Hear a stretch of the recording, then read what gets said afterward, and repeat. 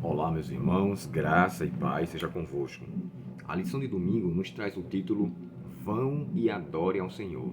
Eu estava observando, irmãos, aqui nesse verso 31 de Êxodo capítulo 12, uma quantidade de pelo menos 5 verbos de imperação. O que seria isso?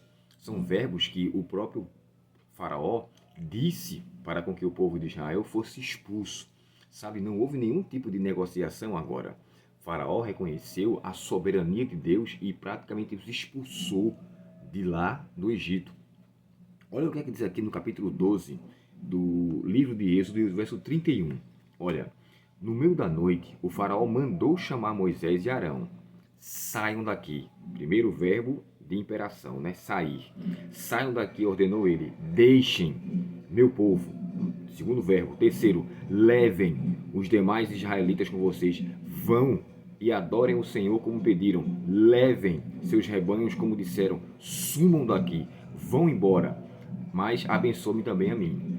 Esses verbos de imperação, irmãos, demonstram uma angústia, um desespero muito grande de Faraó. Isso não foi nenhum mero, nem por longe, de um arrependimento sincero de Faraó. Ele simplesmente teve o reconhecimento. E o curioso é que ele pede para Moisés uma bênção de Deus para a sua vida. Ora, como ele poderia pedir a bênção de um Deus se ele mesmo se considerava um Deus?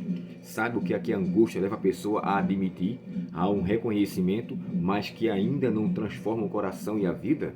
Ellen White, quando fala sobre isso, ela fala de uma libertação que a pessoa sente, uma libertação que a pessoa quer por conta da consequência que aquilo traz, mas não há de fato regeneração, mudança de coração e nem desejo de reconhecer e ser humilde diante de Deus. Quando aqui o Caminho a Cristo, capítulo na página 23 a 25, diz assim, olha, parte 23. O arrependimento envolve tristeza pelo pecado e afastamento dele. Não abandonaremos o pecado enquanto não reconhecemos quão terrível ele é. Falando de pessoas que não se arrependeram e que viveram somente na prática do remorso, ela cita 3 pessoas. Uma delas é Judas, Balaão e o próprio Faraó. Olha o que ela fala aqui, ó. Muitos não compreendem a verdadeira natureza do arrependimento. Multidões de pessoas se entristecem por causa de seus pecados e até mesmo procuram fazer uma reforma exterior, porque têm medo de que o seu mau comportamento lhes cause sofrimento. É o que aconteceu. Faraó estava com muito medo de que mais pessoas morressem ou que o Egito todo fosse devastado. É tanto que ele manda ir embora. Então a angústia do momento não mudou a sua vida, mas ele queria de fato que aquelas consequências fossem retidas. Continuando, ela chega a dizer ainda mais, olha, esse não é um arrependimento de que a Bíblia fala. Essas pessoas lamentam o sofrimento e não o próprio pecado. E sobre Faraó é dito assim, ó, esse foi o tipo de tristeza que ela fala Esaú, né? Mas aqui fala assim, ó, esse foi um tipo de tristeza que Faraó, quando sofria as consequências do juízo de Deus, reconhecia seu pecado para escapar aos castigos prometidos, mas voltava a desafiar o céu logo que as pragas cessavam. Essas pessoas, eles lamentam o resultado do pecado, mas não se entristecem pelo próprio pecado. Esse é o capítulo Libertos da Culpa. Aí ela fala de Esaú, Judas, Balaão e Faraó.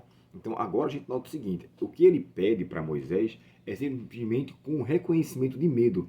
O Deus de vocês é superior, mas ele não quis mudança, ele não quis de fato reconhecer a burrice, desculpa essa expressão, a loucura de ter permanecido tanto tempo endurecido a ponto de ter sido praticamente devastado todo o Egito.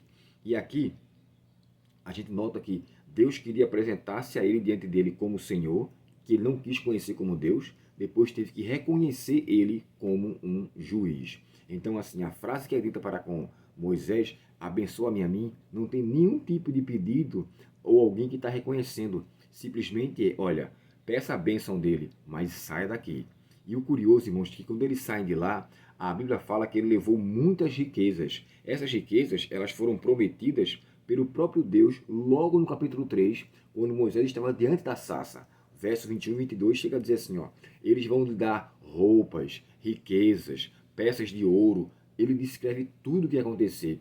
A gente poderia até atribuir que ali seria um espólio, ou seja, a guerra foi vencida, O Egito foi derrotado e, como se existia nas guerras, né, os espólios eram tomados, ou seja, aquilo que era de valor dos seus inimigos eram retidos.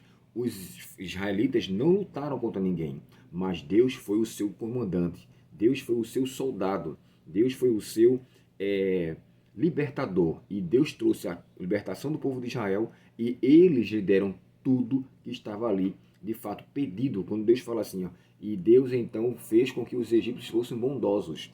Mais uma vez, a expressão Deus fez com o que eles fossem bondosos, só para a gente entender, é a mesma expressão que Deus endureceu o coração do faraó. Eles, de fato, tomaram reconhecimento e, no desespero de querer que eles fossem embora o mais rápido possível, eles deram tudo sem resistir a nada. Simplesmente eles disseram, vão embora, saiam daqui, sumam. E o que eles pediram, eles estavam dispostos a dar. Reconhecendo, irmãos, que o trabalho do povo escravo naquela época, eles não ganhavam nada. Aquilo seria, como a gente poderia chamar, entre aspas, uma indenização pelo tempo de trabalho que eles exerciam, dos quais nunca foram pagos nada, a não ser talvez mantinham só o alimento para com que eles tivessem como se manter, mas eles não pagavam nada. O comentário chega a descrever que eles trabalhavam todo o tempo de graça, praticamente, e agora levaram tudo para a sua casa. Finalizando aqui, irmãos, dentro dessa situação, nós vemos a parte final, que diz assim, o faraó foi humilhado, derrotado, desmoralizado, e na tragédia da pior de todas as pragas, ele deixou que Israel saísse do Egito. Sabe, eu vou concluir aqui dizendo o seguinte, de todas as pragas que Deus derramou ali no Egito, essa última praga foi a última que teve uma condição de escape. Todas as pragas aconteceram, não tinha nada que eles pudessem fazer para evitar aquela praga. Claro, se ele tivesse sido obediente, as pragas não aconteceriam. Mas uma vez que a praga foi derramada, eles não tinham como mais voltar atrás. Essa Deus deixou claro. Se vocês pintarem, se vocês passarem, né, o mural da porta, os umbrais da porta com o sangue do cordeiro, vocês serão isentos da morte. Ou seja, a morte vai vir, é inevitável. Mas eu vou dar uma possibilidade de vocês escaparem. E eu falei para vocês sobre isso na semana passada, né? Que essas mesmas crenças que os egípcios tinham, de os nomes de uns deuses na sua porta, protegia dos males. Mas Deus deixou marcado que era o sangue de Cristo que os libertaria de todo o pecado. Então a crença deles não tinha nenhuma força nem fundamento para afrontar ou para competir contra o verdadeiro Deus. Nós estamos, irmãos, diante de uma situação muito séria em nosso mundo. O nosso resgatador virá. O nosso libertador não será aquele que eles comeram na Páscoa como cordeiro. Será Cristo que morreu por nós e ressuscitou. E ele virá no momento mais difícil da vida da nossa vida aqui na Terra. Irá intervir e nos trará de volta, nos levará de volta para Canaã celestial. Por mais difícil que seja a prova, eu peço a você, em nome de Jesus, continue confiando em Deus. Continue seguro em suas promessas, porque Ele vai agir no tempo certo, na maneira certa, exatamente no momento em que você mais vai precisar. Portanto, permanecemos firmes. Foi o que ele disse ao povo de Israel. E esse foi o verso que vou ler para vocês mais uma vez, que ele fala assim, ó. Moisés, porém, respondeu ao povo, não tenham medo, fiquem firmes, vejam o livramento de Deus. O Senhor lutará por vocês, fiquem calmos. É o que Deus diz para mim e para você. Não temas, porque eu sou contigo. Não te assombres, porque eu sou o teu Deus. Esse é o Deus que nos livra e nos livrará das piores condições quando a história desse mundo estiver em extrema trevas, em extrema escuridão. Deus irá intervir como a luz da justiça e irá nos auxiliar para nos socorrer no momento exato para a nossa salvação. Vamos orar? Querido Pai Celestial, muito obrigado pela tua lição, Senhor, e obrigado por sabermos da tua presença em nosso meio. Por mais difíceis que sejam as provas, que continuemos a confiar em Ti, Pai. Dá-nos neste dia a Tua paz e proteção. Te pedimos com perdão dos pecados e em nome de Jesus. Amém. Deus muito te abençoe. Até o próximo estudo e que Deus lhe conceda um dia em Sua presença para o glória do Seu nome. Até o próximo estudo.